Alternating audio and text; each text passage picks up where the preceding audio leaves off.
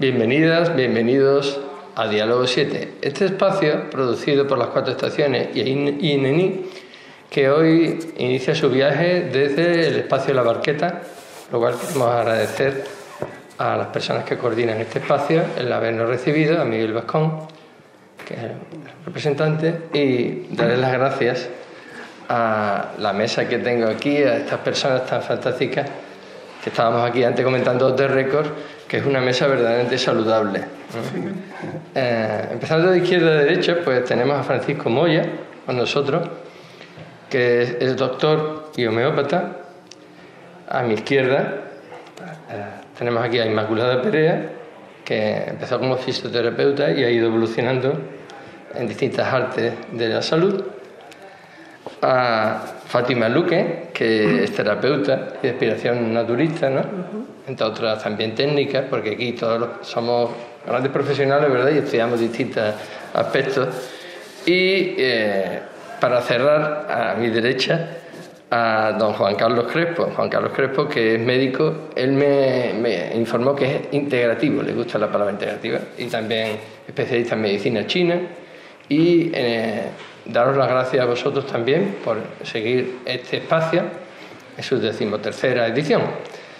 Hoy el tema que nos trae aquí, si hicimos ya un espacio dedicado a la salud, hoy vamos a dedicarlo a nuestras medicinas, porque nos gusta darle esa familiaridad, ¿no? Aparte de la medicina que conocemos todos, la medicina que se llama alopática, pues también hay otras propuestas que para nuestra salud. Y dado como están las cosas, nos parecía muy interesante el entrar en ese tema, ¿no? El reflexionar sobre la salud y sobre qué modelos médicos podemos recurrir, son los más interesantes según cada persona que desee, pues, y se informe, ¿no? Hoy tenemos una gran pluralidad de recursos, afortunadamente, ¿no? Y en una primera ronda, si os parece, pues nos gustaría que viéramos un poco ¿qué os ha llevado a vosotros a convertiros en investigadores de otros modelos de medicina? Si queréis, podemos, para que nuestros televidentes, nuestros amigos y amigas nos puedan seguir, pues podemos seguir el mismo orden en este primer orden, pero por supuesto aquí hay flexibilidad. Esto no es un debate al uso de televisión donde hay un orden y se establecen tiempos, sino que ya sabemos que estamos en la tele y compartimos esta hora pues lo más amablemente posible, ¿no? En la primera ronda sí podemos ir primero Francisco, si te parece. Esto me parece. Y después Inmaculada, Fátima. Buenas tardes, un placer estar aquí con este auditorio tan magnífico, esta mesa. Bueno, gracias Rafael. Y yo te diría que, en un momento u otro de nuestra vida aprendemos una lección que no olvidamos y que de alguna manera nos condiciona nuestra forma de ser, nuestra forma de actuar e incluso nos hace que nuestra profesión sea más humana y nuestra vocación pues se exprenda perfectamente. Pues fue la mía fue ese famoso término latino primum non nocere, lo primero no dañar, que la verdad es que los diferentes profesores de mi facultad de medicina me fueron enseñando y que les voy a estar eternamente agradecido, porque desde la fisiología, por el respeto al animal de laboratorio, el respeto a los compañeros, el buen trato con los enfermos a lo largo de los años de carrera. Con esta enseñanza era fácil dedicarme a la homeopatía. La homeopatía, que yo la considero un método riguroso, científico, es un método terapéutico y que exige no solo ya que tengamos la formación como médico de licenciado en medicina, sino un ciclo posterior de 3 años para garantizar una buena calidad asistencial, que es lo que yo hice en México. Yo me formé en México, en una escuela de posgrado, y México es oficial la homeopatía desde el año 1895. O sea, que estamos en un momento en México nos abandera de alguna manera. O sea, que es un país donde es un país donde la homeopatía es oficial, tú estudias medicina y terminas como médico homeópata y cirujano. Antiguamente era curioso porque era médico homeópata, cirujano y partero.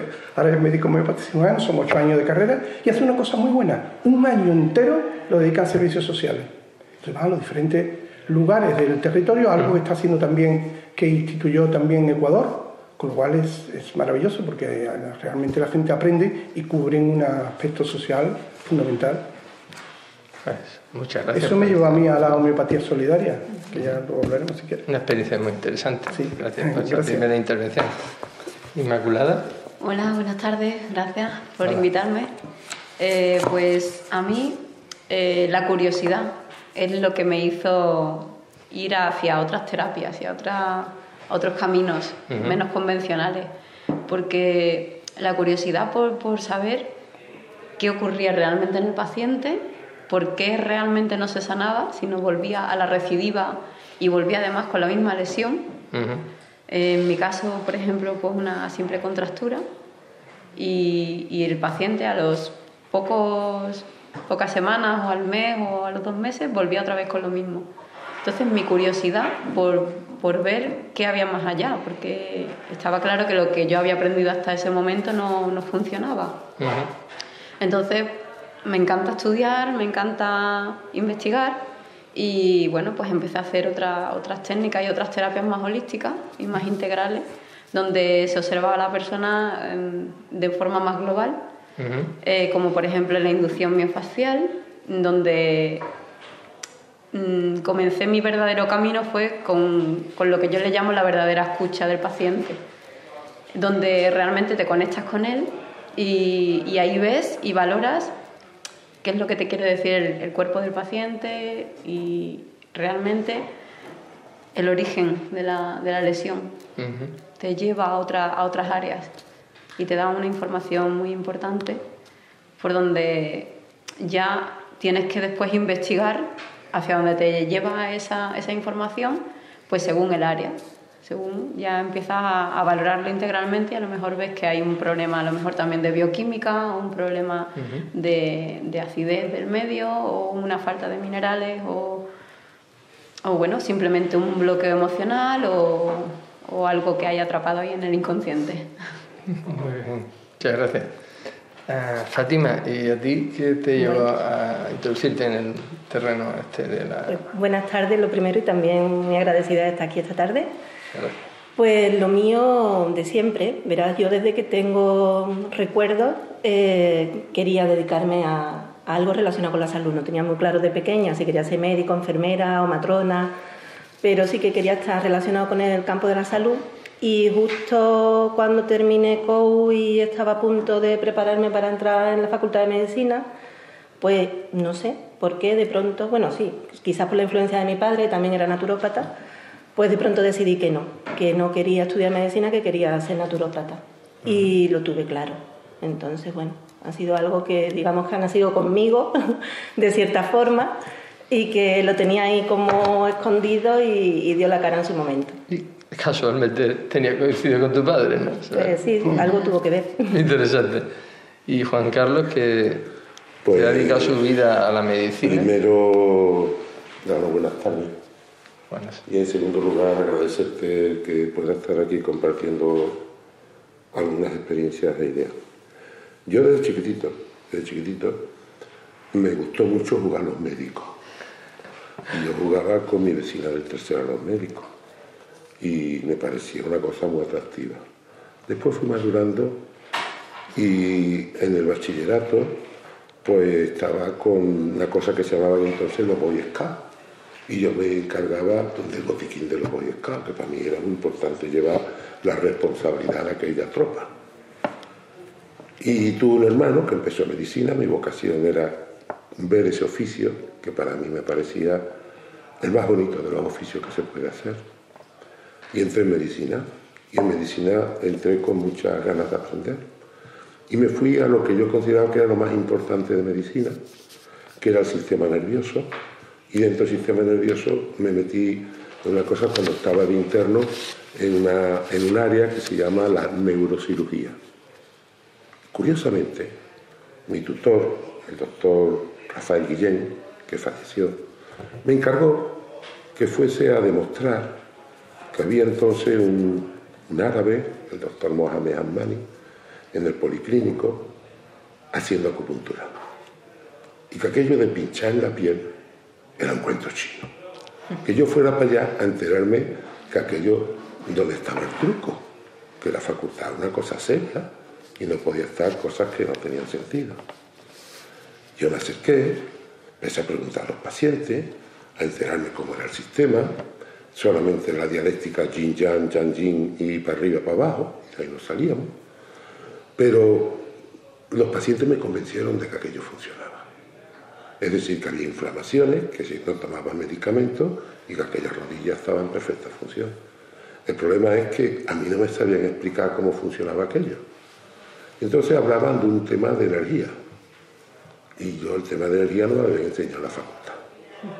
Entonces aquel verano pues, fue importante para mí porque me puse en contacto con uno que escribía libros, un vietnamita que había en Francia, Eugène Varny. Y entonces me fui a Marsella con él y lo malé de preguntas hasta que me dijo, mira, no te puedo contestar más. Vete a Milán, que hay allí un catedrático que ha introducido esto en la universidad, y allí empecé. Y así me compliqué la vida dándole 2 vueltas y media a este planeta en centros de investigación desde Alma Ata con Víctor Inyusín y Dimitrescu sobre el bioplasma, universidades americanas y por supuesto China, Japón y Corea en toda esa búsqueda de ese sistema que después se llamó psicobioenergética, que no me lo enseñaron en la facultad, y que ese movimiento de energía es lo que diferencia la vida de la muerte. Hay vida mientras hay una energía en movimiento, y cuando esa energía, que son 3, con 3 valores biofísicos, se va, aparece ese túnel que dicen todas las experiencias cercanas de muerte, y ya no está. El conocimiento de esa energía me apasionó para producir un tipo de medicina en unos momentos actuales. ¿Qué son esos momentos actuales? Pues por casualmente lo que me ha tocado vivir en mi generación. Somos la generación que más cambio he visto en una sola vida desde la época de las cavernas, pero hemos pagado el tributo más alto que ninguna generación ha pagado jamás. Jamás. Y estamos haciendo un proceso de adaptación biológica sin precedentes en la especie humana. 3 cosas y termino, no me enrollo más. ¿Vale? Todo lo que estamos aquí, tenemos una bacteria muy conocida en el colon que se llama Escherichia coli. Pues la Escherichia coli de todo lo que estamos aquí es genéticamente distinta hoy a la que tenía nuestro abuelo. Y la que tenía nuestro abuelo era igual que el del señor de Roma. 2000 años con la misma bacteria y en una generación ha cambiado. Y todo lo que estamos aquí tenemos una mochila de elementos adquiridos por nuestra alimentación y otros elementos de la vida cotidiana, de los cuales tenemos en Bruselas 17.000, no 1.000, 2.000, no, 17.000 productos autorizados para que vayan con los nutrientes que no son nutrientes. Que en esas pequeñas dosis no hacen daño, pero el 60% de esos 17.000 no se elimina, se acumulan. Así que todos llevamos una mochilita de tóxicos que nos está haciendo un proceso de transformación biológica sin precedente en la especie. Cuando combino eso con la energética, pues en los últimos 37 años me ha ido llevando a un camino que para mí es el tratamiento científico hoy en día para tratar la enfermedad. ¿Y cómo es eso? Pues tiene 7 pasos. Y lo primero que hay es intentar quitar la mochila, porque la academia médica me enseña que si esto no funciona, aumenta la dosis. Si con estos 16 miligramos de antihipertensivo no va, pasamos a 32, antes de pasar a otro escalón, que hay varios escalones, para tratar esa hipertensión. Y yo antes de subir eso, intento quitar la mochila y reacciona al organismo de otra forma. Y los conocimientos de la ciencia, y ya de verdad que termino, nos han dado una visión de que hay 3 grandes torres que controlan nuestro cuerpo. Una torre se llama sistema nervioso con 2 patas. Otra torre es sistema endocrino y otra torre es sistema inmunitario. Esas 3 torres se conectan planta a planta por una serie de sustancias con las que habla el sistema nervioso, que tiene 2 diálogos, uno físico, potencial de membrana, y otro químico, neurotransmisor. Y hay uno de ellos con 11 aminoácidos que conecta todo eso. Cada uno de nosotros tiene una torre inclinada de nacimiento y da síntomas. Y son cosas de familia, mira, como papá, mira, son cosas de familia. Pero con el tiempo deja caer otra. Y lo que hacemos normalmente es quitar esos síntomas y la ponemos derechita. Con el tiempo vuelve a caer. Pero si vamos a otra ocasión a la realidad, ponemos esta derecha y entonces entramos en algo que parece que hoy en día no es lícito, que se llama salud sostenible. Y eso es el programa hacia donde deberíamos de trabajar en la salud y en la asistencia primaria. Porque en Europa, en la atención primaria, hace 50 años, había de cada 10 pacientes, 9 agudos y 1 crónico. Y hoy, con todo el pasmoso avance de la técnica en los aspectos médicos, hemos conseguido 9 crónicos y 1 agudo. En algo estamos metiendo la pata. Bueno, pues precisamente tu estupenda intervención nos hace ya impulsarnos a la siguiente fase de este estupendo Diálogo 7, en el sentido de la gran participación que tenemos hoy, ¿no? De los grandes participantes. ¿Cuáles son los retos que tenemos hoy las personas que estamos interesados en otros modelos médicos? Sí, miré este tema profundamente, pero la verdad es que aspectos que ha dicho Juan Carlos me ha hecho reflexionar y voy a resumir. Verdaderamente apartarse de la naturaleza sabia, como nos decía Hipócrates, ahí está el gran problema que él estaba hablando. Hipócrates decía que natura morborum medicatis, la naturaleza es el médico, es nuestra madre, es la que nos enseña. Entonces, por eso en la homeopatía seguimos un principio que es el vis medicatrix natura, en la fuerza curativa de la naturaleza del organismo. Y eso es lo que hay que respetar. Un reto es volver a este aspecto. Pero también volver, que es lo que quería yo decir, volver a la sabiduría que han tenido grandes catedráticos, grandes doctores que yo he tenido, Juan Carlos lo ha tenido también, porque hemos sido compañeros de promoción, y que la homeopatía se define como la ciencia y el arte de curar a los enfermos ayudando a la naturaleza del organismo. Ciencia porque es un conjunto de verdades adquirida por la observación y la experimentación.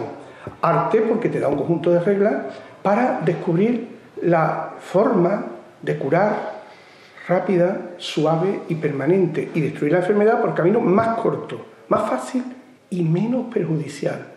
Esto es lo que hacía la Organización Médica Colegial, esto es lo que hacía el gobierno socialista, favoreciendo cursos en los colegios de médicos, favoreciendo el gobierno socialista queriendo regular la formación de la homeopatía. Entonces, no entiendo ahora qué está pasando, o sea, ¿cómo que lo que antes era verdad ahora no lo es? Esto es una locura. ¿Cómo ahora la OMC no quiere que hagamos medicina homeopática?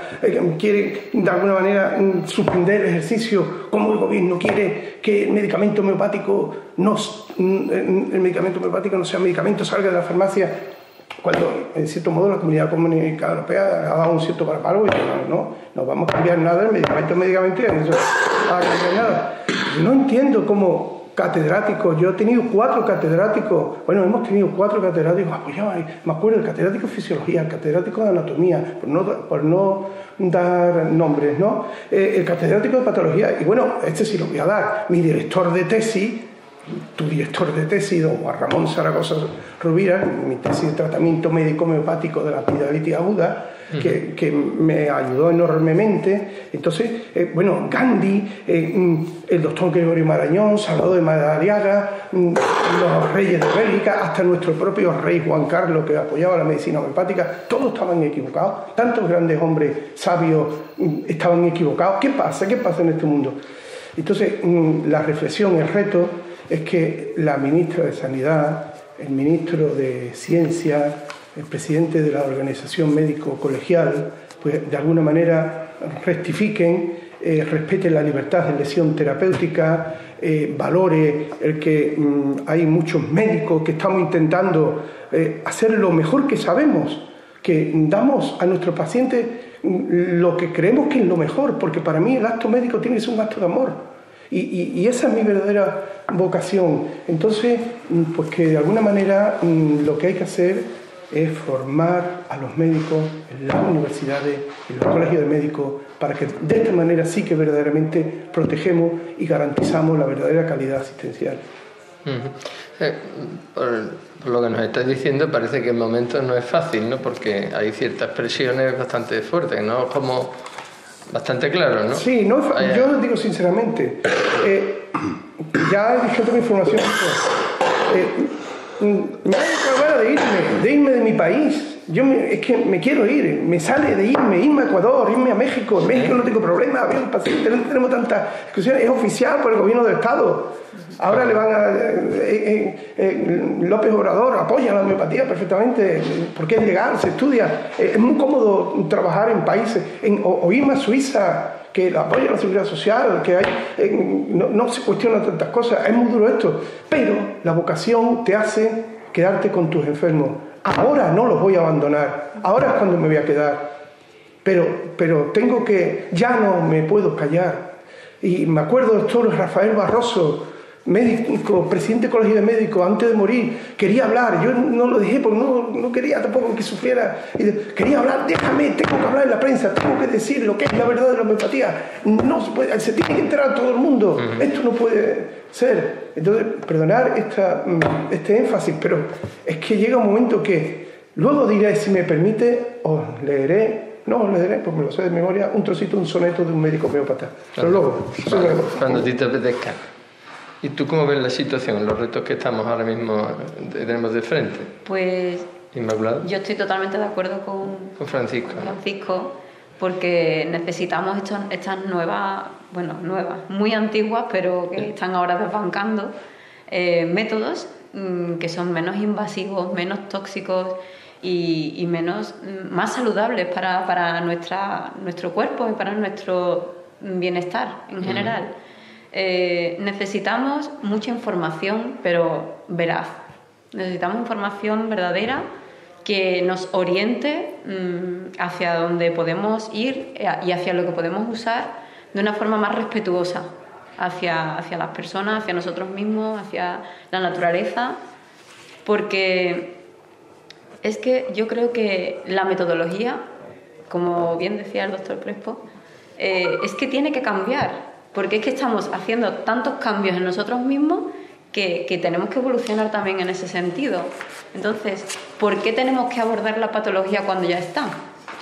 ¿Por qué no podemos abordar el estado disfuncional, que no llega a ser enfermedad, pero ya está ahí en el proceso? Claro. ¿Por qué no aprendemos esa prevención? ¿Por qué no hacemos esas analíticas que ahora están ahí desbancando con 20.000 programas, que si es mentira, que si la microscopía, que si... No es mentira. Es que eso da información sobre el terreno, sobre lo que está pasando en tu cuerpo interiormente. No está haciendo un chequeo de cantidades, está haciendo un chequeo de cualidades y de calidad funcional. Y tenemos que valorarlo pues desde la bioenergética, desde todos los aspectos que podamos. Y en ese aspecto actuar antes de que se produzca la enfermedad. Y ya está claro, que ya lo dice bien claro la epigenética, que no se desarrolla la enfermedad por mucho que los genes estén ahí si tenemos un terreno saludable.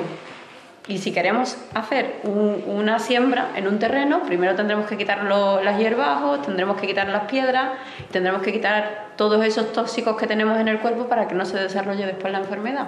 Entonces tenemos que ir en ese sentido, empezar en la prevención y en métodos mucho más saludables, que no nos envenenen. Porque si además vamos con una dosis que ya es química y ya es tóxica y además lo van subiendo, entonces ¿a dónde vamos a llegar? A intoxicar y a encharcar más nuestro sistema celular. Y entonces ahí ni potencial de membrana, ni neuropéptidos, ni nada que ha comentado antes el doctor Crespo. Ahí no puede fluir nada adecuadamente. Entonces yo creo que hay que verlo desde otra perspectiva, desde el abordaje, de la prevención y del valorar cómo está ese terreno. Pero además la perspectiva holística se está imponiendo ya en todas las ciencias, ¿no? Claro. Aquí viene ahora el ponerse las manos en la cabeza con algo que ya estaba implantado y que la salud nuestra, yo llevo más de 30 años siendo usuario de cualquier modelo médico que me da garantía y que a mí me sirve, ¿no? Entonces, en ese sentido, ¿qué pasa? Que no somos adultos los españoles y las españolas para poder saber a qué tipo de medicina en cada momento, ¿no? Porque yo creo que ponernos a la defensiva no creo que sea la mejor manera de afrontar esto, ¿no? Incluso el Ministerio, para intentar pues solventar un poco, ha hecho una especie de debate que ha sido una especie de, a través de internet, 5 o 6 días para... Yo me permití el lujo de mandarle un textito contándole mi experiencia personal, ¿no? Porque yo creo que tampoco se trata de luchar, porque la salud no debe ser objeto de lucha, sino de diálogo, de reflexión y de valoración científica y humana, ¿no? Y de la libertad que cada uno de nosotros tenemos ya para poder elegir, ¿no? ¿Y tú, Fátima, cómo lo llevas? Pues bueno, yo añadiría, porque estoy totalmente de acuerdo con ellos, ¿no? Pero añadiría que también tendríamos que tener el reto de seguir trabajando para la salud, no para la enfermedad, de con nuestro trabajo y con nuestro ejemplo hacer una toma de conciencia tanto por parte de los que se dedican a la medicina que hoy en día es oficial, como de las demás personas, seamos o no partidarios o pertenecientes a esta medicina oficial, de tomar conciencia de que la salud es algo natural, que debería de ser lo corriente, no el estar enfermo, que lo normal sería pues alimentarnos correctamente y no tomar tanto medicamento, y me da igual qué tipo de medicamento sea, es decir, tampoco estoy muy a favor de estar todo el tiempo tomándote una hierba o un glóbulo o cualquier otra cosa, es decir, tendríamos que estar libres de eso. Y eso por una parte. Por otra parte, el reto también está en conseguir entre todos tener una cooperación, una colaboración, y que pues las personas que son el potencial usuario o ya usuarios en sí mismos de este tipo de conseguir un estado saludable,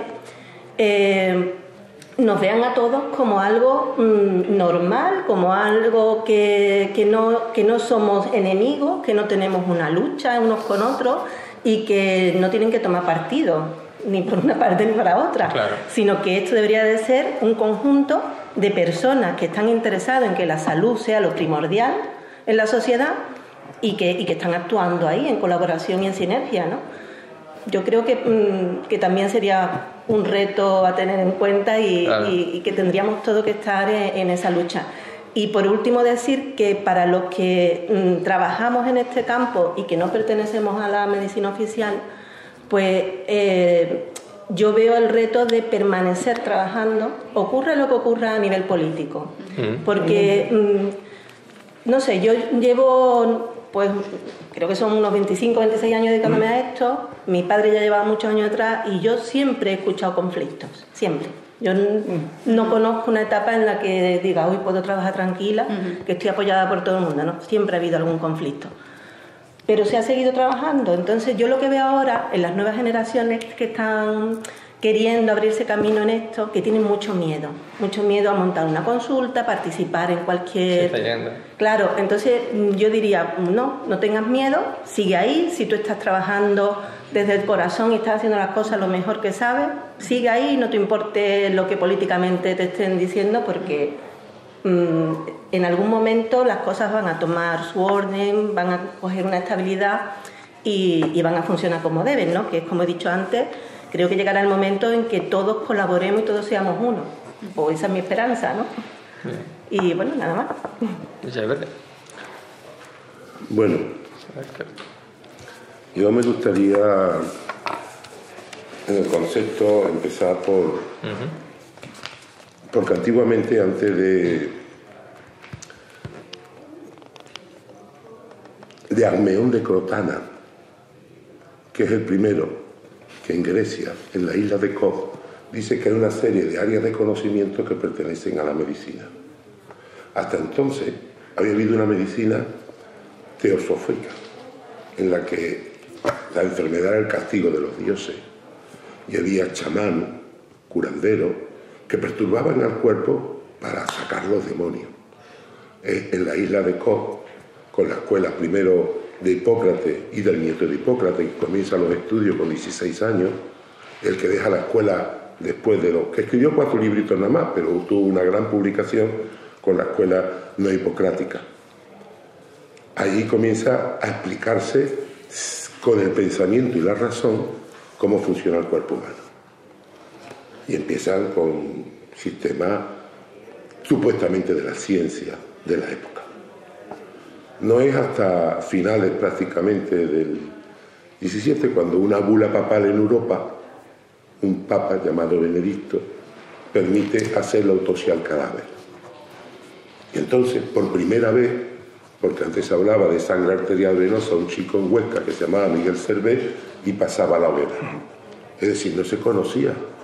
Era una medicina tradicional que se habían recopilado de hierbas, de plantas. No existía todavía la marca, como empiezan a hacerse después las formulaciones a partir de Paracelso. Pero Andrea Vesalio, en Salerno, reúne el conocimiento de la medicina de la época árabe, judía y cristiana y empieza el primer libro que describe la anatomía por dentro, la fábrica del cuerpo humano, Humani Corpore Fabrica. Pasa el tiempo y empieza a reducirse el conocimiento a cosas más pequeñas y en Viena aparece el padre de la biología celular que da el protagonismo, el profesor Bicho, de la Facultad de Viena, donde se empieza a desarrollar que la célula es lo importante. Coetáneo con él hay otro personaje que es Claudio Bernal, que dice la célula es importante, pero el espacio que hay entre ellas es de donde depende la célula, es un espacio de relleno. 100 años más tarde, en ese mismo área de Visco, es el profesor Kissinger quien habla de ese espacio extracelular. Visco dice, lo importante no es la bacteria, lo importante es el terreno, el espacio, la disposición que tenga. Aquí nacen dos líneas médicas. Una, la que orienta hacia la célula, y otra, al espacio extracelular, donde la célula se nutre y echa sus desechos. Y ahí nace lo que en Europa se conviene como medicina biológica, posteriormente de la línea alemana, que llega a pasar a la medicina bioreguladora hoy en día, pero que en Oriente se llama medicina tradicional oriental y en América se llama medicina integrativa. Es muy importante decir que medicina solamente hay una. No hay una medicina alternativa. Como no hay un mundo del derecho alternativo, como no hay una ingeniería alternativa. En España, el saber popular, la ciencia popular, dice que es la tradición oral de generación en generación que forma el refrán. El refrán español tiene un refrán con respecto a los españoles, que dice que los españoles, de poeta, de médico y de loco, todos tienen un poco. Eso es el saber popular. Todos queremos socorrer y tenemos afán de curar. Pero el afán de curar yo aquí me quiero poner, con respecto al ministerio, de parte y de observación del protagonista, que no es el médico, es el paciente. ¿Cómo quiero yo, como paciente, ser tratado? Primero, mi libertad de elección me la da la Constitución, que soy un hombre libre en España. No hay una ley que pueda ir contra otra ley superior para que me digan cómo tengo que cuidarme. Tengo la libertad de elegir mi medicina, en lo privado, en lo público. Si en lo privado no me gusta este médico, tengo la opción de cambiar una segunda opinión a otro médico. Pero medicina hay una, que tiene distintos escalones. Unos escalones que se trata sin efectos indeseables y otros que son más efectos de indeseables. Y cuando fracasa la medicina, vamos a la cirugía, que es cuando ya extraemos. Pero hay una sola escalera. Es verdad que en este área de conocimiento de la medicina natural ha habido una laguna legislativa. Y ahora es el momento de poner las cosas en su sitio. Como usuario, yo quiero que el que me trate se llame naturópata, se llame naturista, se llame como quiera, tenga una acreditación. En las áreas de conocimiento de medicina hay una especialidad y el médico tiene marcado un área de trabajo, la enfermería otra, el fisioterapeuta otra, el podólogo otra, como cito un trabajo del odontólogo y del protésico dental. Todavía no hay una formación profesional, una FP, para áreas de la salud, que pueden ser promotores en la nutrición, promotores de salud y que tengan un campo perfectamente y que de cara al usuario, oiga, yo sé que este señor está acreditado con unos conocimientos, no por otros del mismo club que emiten el papel sin control ninguno. Claro. Eso sí que no puede mantenerse. Lo mismo que los taxistas se revelan hoy con el avance tecnológico del Cabify, o que el periodista que escribía periódico y tiene el periódico digital, o que la casa Kodak hubiese dicho, mire, es que no quiero que los móviles tengan cámara. Es decir, aquí hay una rueda de tecnología que nos avanza y por lo tanto tenemos que fraguar una relación de posicionamiento profesional. Hay más de 150.000 naturópatas en FENACO y me parece buenísimo, pero ahora vamos a hacer que estos señores nos garanticen que lo que hacen tengan una acreditación ante el ministerio y hagan sus funciones. Y esa es la oportunidad que tiene el ministerio, que tiene la excelentísima ministra de Sanidad y nuestro ministro de Sanidad, de Ciencia. Que yo, por otra parte, quiero añadir una frase que decía el más inteligente hasta ahora de los humanos, el que más utilizó de la parte consciente, un 19%, un tal Alberto Einstein, que decía que todos somos ignorantes, lo que pasa es que ignoramos cosas distintas. Y la ministra ha ignorado cosas con respecto a lo que considera que no es ciencia. Mire usted, yo le decía que yo me busqué para aprender eso que no me enseñaron en mi facultad, porque me hizo una gran ilusión que con un puñado de agujas, en cualquier lugar del planeta yo podía resolver, tenía un botiquín de urgencia, podía resolver problemas. Un abogado que estudia aquí en esta facultad hispalense tiene un conocimiento del derecho para el territorio español, se va a Francia y no puede ejercer derecho porque son otras leyes, a no ser que se especialice en derecho comunitario o derecho internacional. Entonces yo, como profesional con esa aguja, puedo en cualquier lugar, porque la materia de estudio es la misma, sea el color que sea y hable el idioma que hable. Entonces, desde ese punto de vista, creo que es muy interesante hacer saber que en esta ciudad el director de investigación del Real Ilustre Colegio Oficial de Médicos actual de Sevilla, un amigo y compañero, investigó en 14 tesis doctorales en el animal de experimentación aquí en este pueblo de Sevilla, en la Facultad de Medicina, que con un animal de experimentación como el gato demostró la eficacia de las bases biológicas de la medicina tradicional de hace 2000 y pico de años. Y que eso fue tan significativo para que el ministro de Sanidad de China viniese con 96 profesores a esta casa, a esta facultad, y reconociera lo que se hizo. Y lo reconocieron universidades de fuera. Hay unas bases científicas datadas y escritas, publicadas. Usted no la conozca, usted, muy bien. Dice que no es científico. Mire usted ama a su padre y a su madre, ama a su hijo. Pues el amor no es científico, mire usted. Porque nadie ha reproducido la unidad básica de amor. No es medible, no es mesurable, ni es producible ni es reproducible. No tiene los criterios.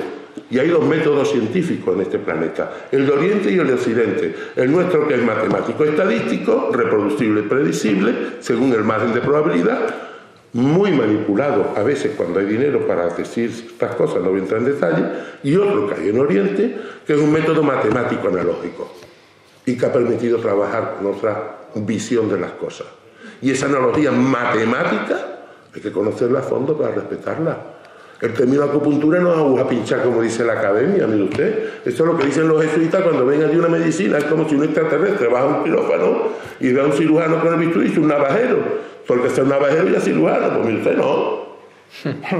No. Pues vayamos a ver las cosas en su sitio. Entonces, medicina, hay nada más que una.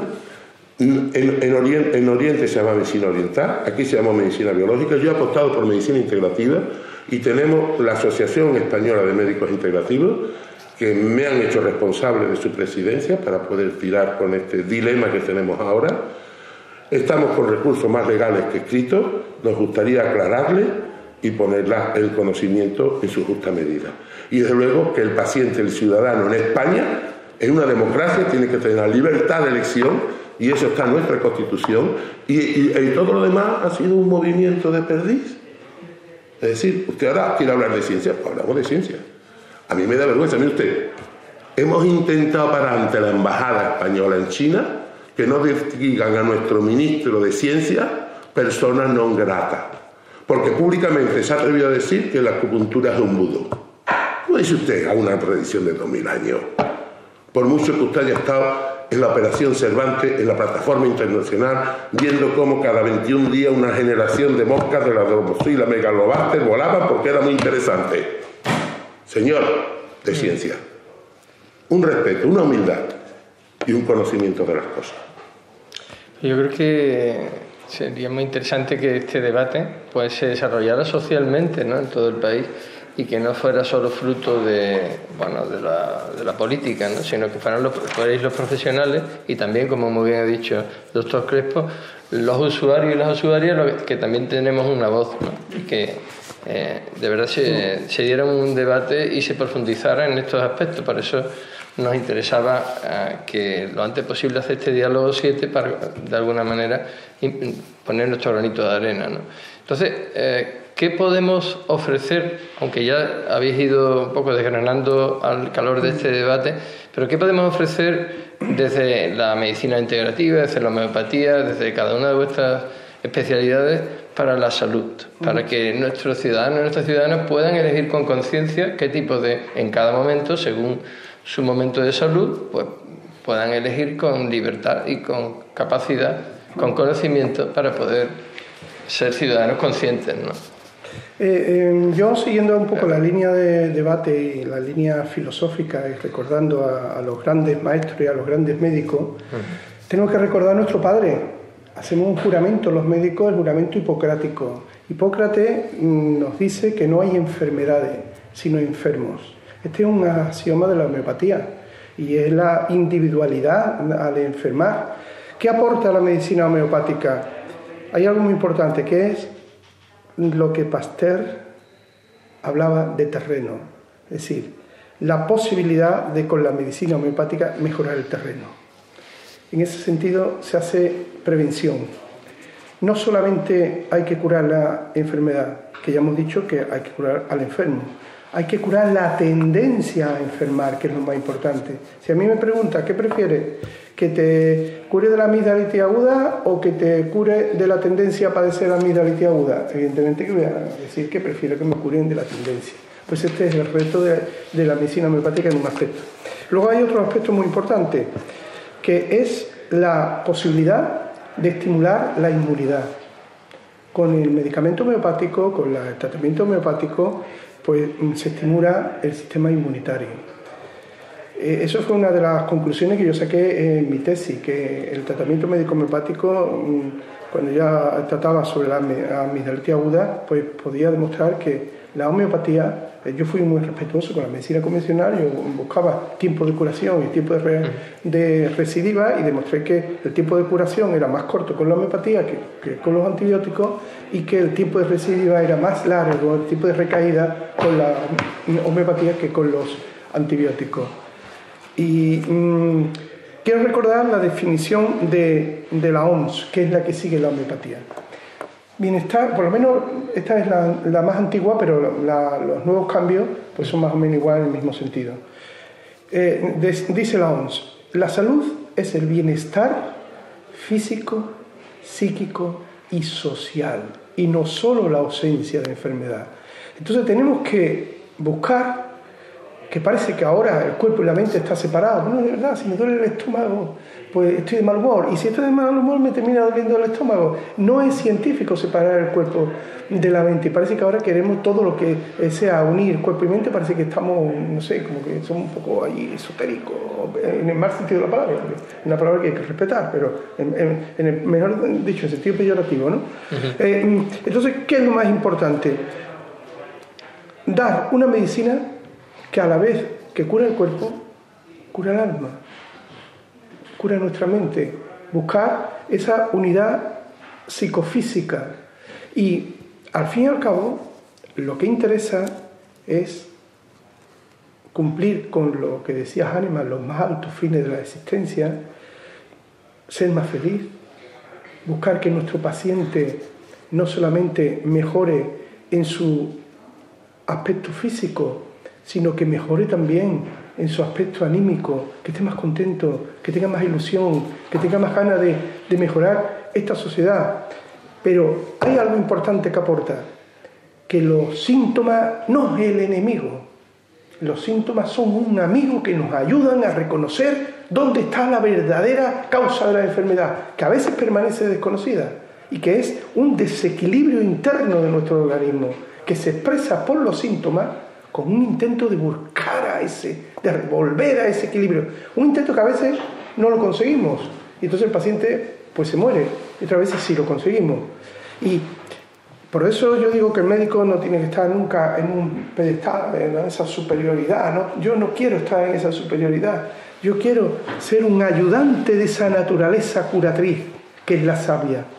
Y ahí me quiero posicionar, ayudando a esa forma que tiene la propia naturaleza, que cuando estás mal, pues te hace vomitar, porque te has sentado mal, has tomado mejillones en mal estado, y el organismo, pues a nadie se le ocurriría dar un antivomitivo si tú tienes una reacción. Pero es que pasa en la propia enfermedad vírica. La fiebre, cuando se produce en gran...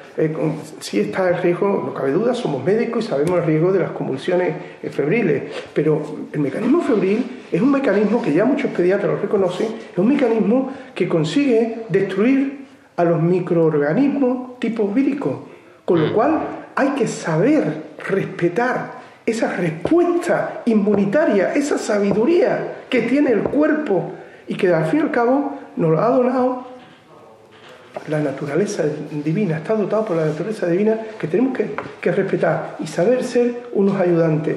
En ese sentido, para mí la homeopatía es una esperanza cuando tú dices no hay enfermedades, hay enfermos. Entonces no voy a sufrir tanto por el diagnóstico de la enfermedad, que es fundamental. Yo aprovecharía para decir que el médico homeópata no solo hace el diagnóstico nosológico del nombre de la enfermedad o el sindrómico, sino que hace el diagnóstico que le llamamos miasmático, el diagnóstico del terreno. Hace el diagnóstico integral, valorando la herencia, la tendencia a enfermar, la vitalidad que el paciente tiene. Hace el diagnóstico medicamentoso de prescripción medicamentosa. Y el más importante es el diagnóstico individual. ¿Quién es mi enfermo? ¿Qué es lo que amerita ser curado? ¿Qué es lo digno de curar? Que en muchos casos es el sufrimiento profundo y que los propios compañeros se quejan de que no tienen tiempo para entender profundamente el sufrimiento profundo. Y como decía antes mi querido amigo Juan Carlos, es que la ciencia está en el arte de escuchar. Y como decía don Gregorio Marañón, además de la inspección, auscultación, percusión y palpación, el más importante es la silla y lo más importante es la escuchación. Es decir, vamos a escuchar cómo la naturaleza expresa el dolor y el sufrimiento. Y eso lo puede aportar, pues creo que la homeopatía, creo que la acupuntura, creo que las terapias naturales, y creo que todos estamos en esa línea que tú decías de buscar la salud como primero. Eso es lo que más nos interesa, buscar el bienestar, pero el bienestar físico, psíquico y social, como dice la OMS.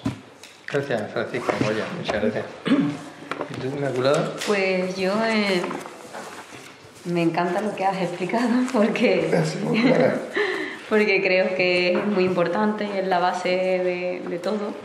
Y bueno, pues pienso que necesitamos, yo mandaría un mensaje a todas estas personas que están contra estas terapias, porque enviar el mensaje de que por favor amplíen su visión, porque necesitamos que comprendan y comprender al paciente y comprendernos a nosotros mismos para poder realmente ser auténticos en lo que estamos haciendo, porque necesitamos escuchar, necesitamos comprender, porque el cuerpo es perfecto y cuando le faltan esos pequeños detallitos que empiezan a ir mal, porque que si los tóxicos, que si la alimentación, que si...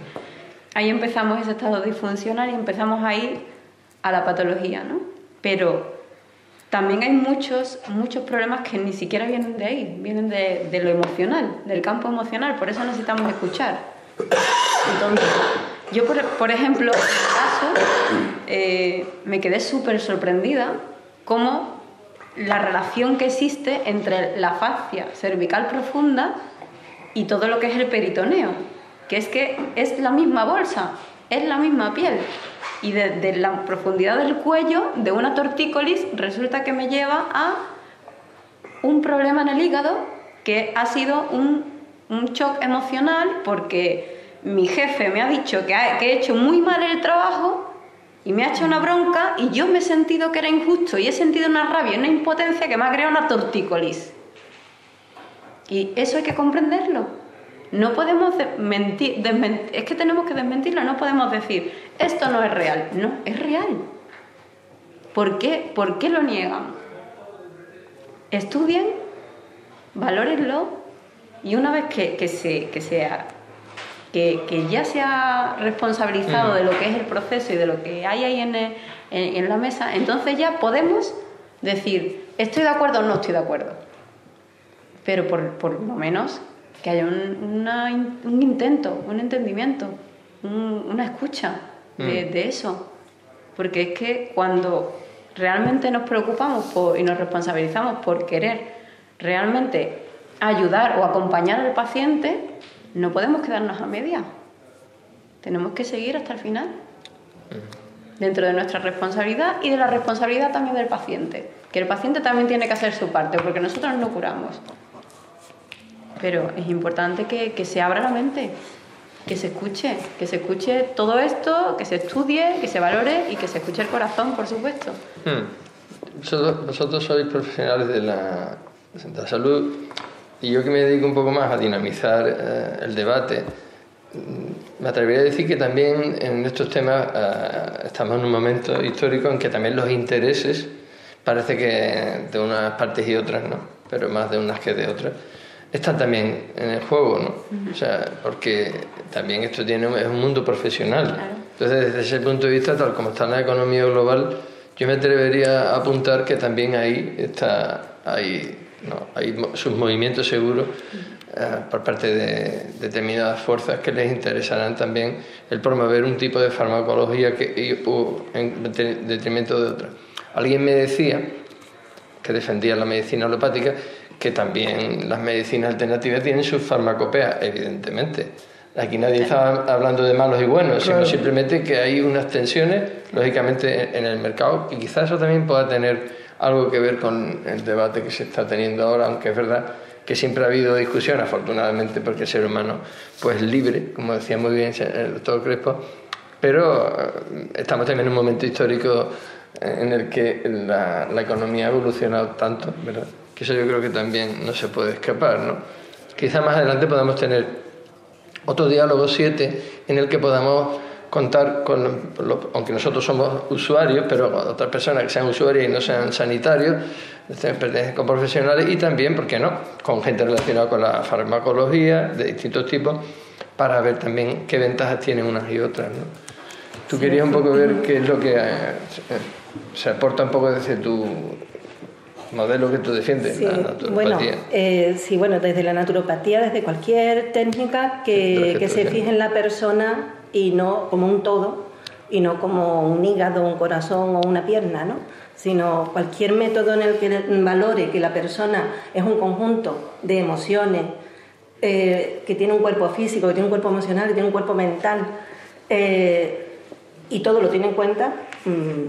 Creo que el usuario, que es lo que creo que se comenzó así esta última pregunta que hiciste, tiene que estar consciente de lo que existe y de qué forma se le va a ayudar a que su organismo recupere su equilibrio, ¿no? En Oriente, ¿no?, según la tradición, se consideraba un buen médico aquel que tenía menos gente que tratar enferma, es decir, el que ayudaba a prevenir la enfermedad. Un médico que tenía en la consulta mucha gente enferma lo consideraba un mal médico. ¿Por qué? Porque no había sabido prevenir, no había sabido orientar a las personas en cómo tenían que prevenir para no estar enfermos.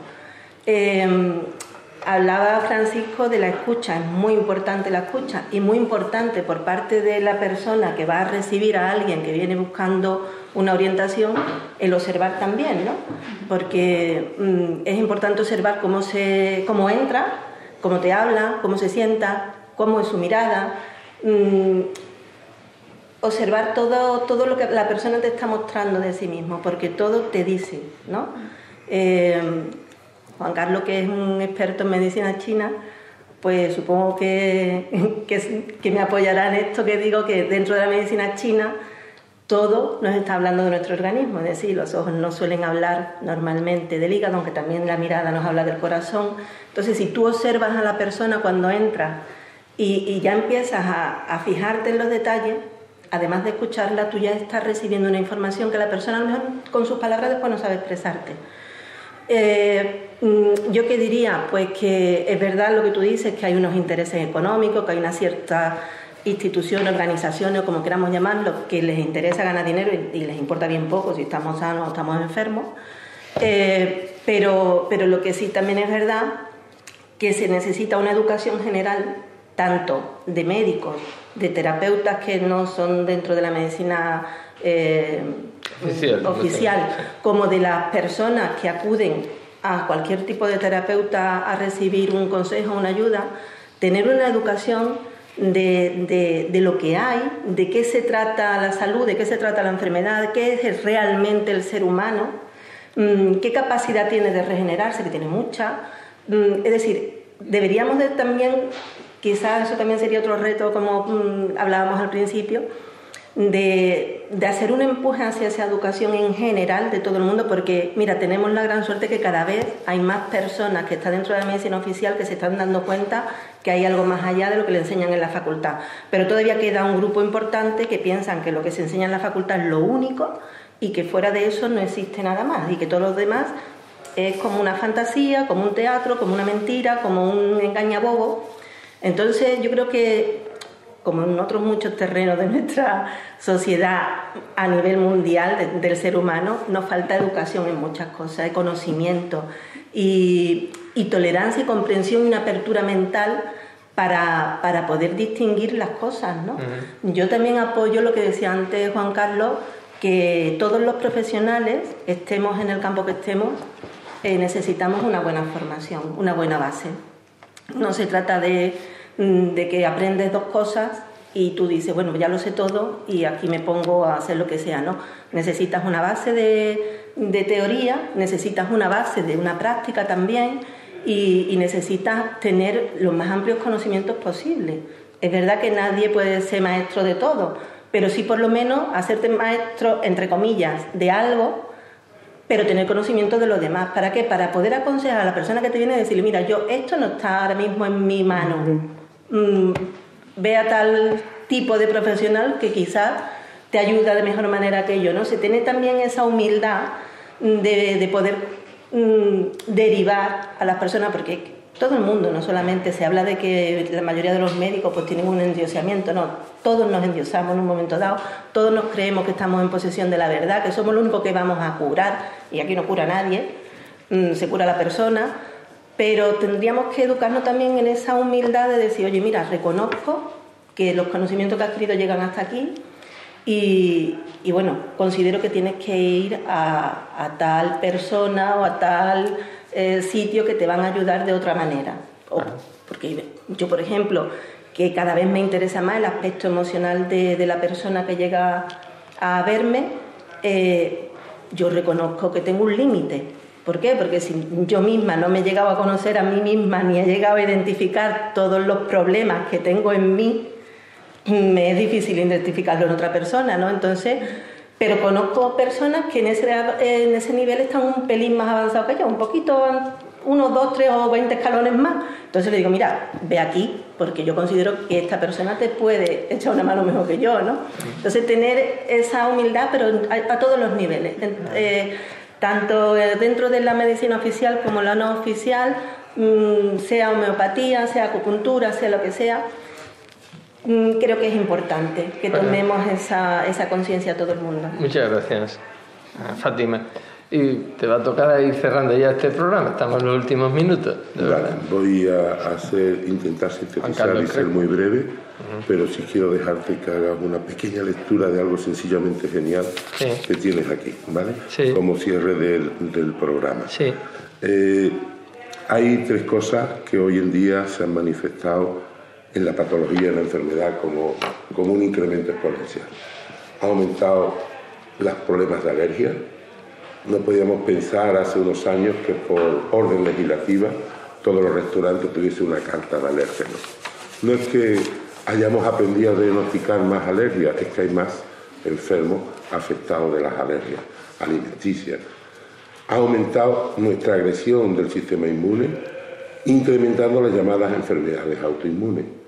Y es rara la familia en nuestra zona. No sé qué extensión de acción puede tener esta radio, esta televisión se local. Se escucha en internet por todo el mundo, o sea que... Pero en toda Europa, el índice de cáncer más fuerte está en un triángulo entre Sevilla, Cádiz y Huelva. El índice oncogénico más grande. Que está funcionando en nuestra tierra. Que si cementerios nucleares de Hornachuelo, que si Arnalcoya, que si Fofollosera, tenemos la tasa de cáncer más importante de Europa, aquí en el sur. Esto significa que estas tres grandes enfermedades hoy en día nos atacan de forma muy significativa. Se habla de, yo vuelvo a insistir, para mí medicina nada más que hay una. Tenemos unas técnicas no solamente de la historia clínica que se forma con la anamnesis y la exploración, sino también unos datos complementarios. Hemos avanzado mucho en información analítica, hemos avanzado donde más ha avanzado la medicina, en el llamado diagnóstico por imagen, que pasamos de la radiografía a la ecografía de la posguerra, a la resonancia, a la TAC, a la resonancia, al PET, al SPECT. Vemos las imágenes transparentes, que son alteraciones de la estructura. Antes de alterarse la estructura, se altera la función, y antes de alterarse la función, se altera la bioquímica, y antes de alterarse la bioquímica, se altera la biofísica. Entonces a mí me gustaría dar una situación de que hoy en día lo que tenemos es que llegar a un proceso de volver a dar vitalidad, a revitalizar. Y la revitalización para mí, quisiera hablar de una pequeña revolución. Hoy la revolución, como en la época de la Big Generation del Mayo francés, que decía que el mundo es una montaña de mierda y si queremos cambiar hay que coger la mierda puñado. Eso sería el Mayo del 68 de la Big Generation que hizo todo el movimiento en la Avenida del Telégrafo en California. Hoy en día tenemos un proceso de contaminación física y psíquica que está llevando a una deriva. En España se han perdido los llamados valores humanos. Y para mí la revolución no es una revolución ni política, ni religiosa, ni económica. La única revolución verdadera, señores, para mí es una revolución individual. Si usted cambia, cambia su universo. Y hay que recuperar eso. ¿Cómo cambia usted? Pues tomando conciencia de usted. Son 3 ejercicios básicos, que es la última fase de ese sistema que yo llamo revitalización, que primero es eliminar tóxicos, buscar los obstáculos terapéuticos, subir los órganos más débiles en su función, dar al organismo lo que no fabrica, no tiene, porque no, lo que importa no es lo que come, es lo que aprovecha de lo que come, con toda esa biótica, proteger las cargas hereditarias, aquello de la epigenética y todo ello, y por último, el chapa pintura y lo que sería la psicoafectividad. ¿Y qué es esa psicoafectividad llevada a esos emotivos? Para mí es que todos los que estamos aquí no hemos nacido por casualidad. Hemos nacido para hacer algo en la vida. Y no tenemos ni puñetera idea de lo que es, pero tenemos una pista. Y es que cada uno de nosotros ha venido de serie con una caja de herramientas. Ese es el primer ejercicio. Encontrar tu caja de herramientas, que son tus valores. Cuando hago una caja de herramientas tengo un fondo, que es la lista A, un lateral, que es la B, y una solapa, que es la C. La lista A, B y C para encontrarte a ti primero, tu caja de herramientas con la que tú has venido. ¿Y qué es eso? Pues la línea A es aquello que tú ya conoces con la edad que tiene una serie de habilidades, que sabes que eres hábil para esas cosas y que además disfrutas haciéndolas. La lista A. La lista B, que al mismo tiempo, como todos los demás, eres un negado, un matado, yo con esto no puedo. Pues con esa lista, lo contrario de lo que no puedes, son virtudes que tú tienes veladas o tapadas. Son habilidades ocultas. Y la lista C son otras habilidades que en tu vida te da la posibilidad de verlo.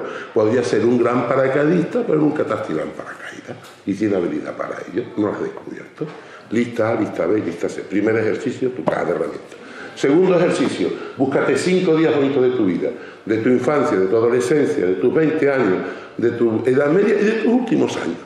Y con eso, apúntalo. Y esos rincones de tu memoria que te sacan de tu consciente y tu inconsciente, esos días bonitos, lo miras ahora con la lista de tu caja de herramientas y te das cuenta que esos días había varios dones tuyos que estaban presentes y por eso tu niño de dentro y tú habéis sellado eso en tu memoria, porque disfrutaron los dos, porque estaban allí.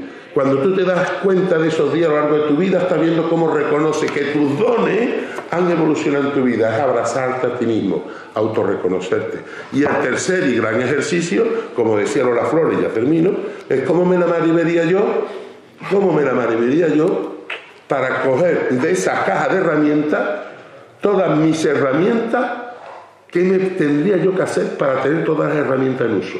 Entonces comprendo que lo que yo voy a hacer a la comunidad lo hago con más habilidad que los demás, disfruto lo que estoy haciendo y me estoy aproximando a mi camino real. Esa es la verdadera revolución hacia adentro.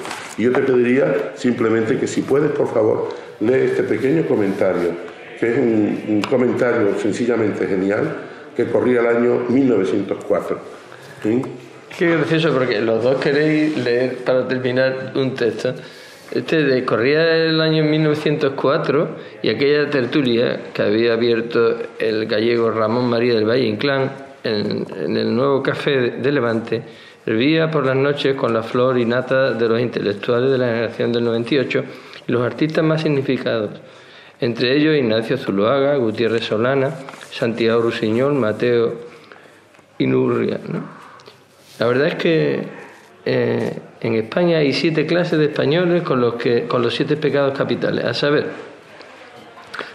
los que no saben, en segundo lugar, los que no quieren saber, los que odian el saber, los que sufren por no saber, los que aparentan que saben, los que triunfan sin saber y los que viven gracias a que los demás no saben. Estos últimos se llaman a sí mismos políticos y a veces intelectuales. Muchas gracias. Pío Baroja. Pío Baroja, muy bien. Y para terminar, sí. Paco quería leernos un pequeño... Sí, bueno, Francisco Moya quería leernos un soneto en homenaje, que el 25 de abril, el 25 de enero fue el Día del Respeto al Paciente. Quiero hacer un homenaje a la Asociación de Usuarios y Amigos de la Homeopatía, que han promovido, hicieron movilización un poco en contra del plan del gobierno en relación a esta historia, ¿no? que nos lleva en el debate. Y don José Hidalgo, médico de Aracena, haciendo un poema La homeopatía y sus detractores. Y decía: hay quien sin bagaje de cultura, porque vive holgando noche y día, se atreve a hablar de homeopatía como de una inocente chifladura. Voto a bríos que me indigna tal frescura, y a quien tal arguye le diría que estudiase mejor esa energía del principio vital de la natura. La verdad es preciso respetarla, que es más fácil burlarse de una ciencia que tomarse el trabajo de estudiarla. Don José Hidalgo, médico de Aracena, oftalmólogo. Muchísimas gracias a todas las personas que nos habéis acompañado hoy, que nos habéis llenado de luz, y espero que a todos nuestros televidentes les haya encantado este programa. Y hasta un próximo encuentro. Muchísimas gracias a todas las personas que han hecho posible Diálogo 7, especialmente a la Barqueta que hoy nos ha acogido, a Inení, que nos ayuda en la producción de imagen y sonido, a Elizabeth Méndez en la producción, y a todos vosotros y vosotras por acompañarnos una vez más. Hasta un próximo encuentro. Un abrazo de Rafael.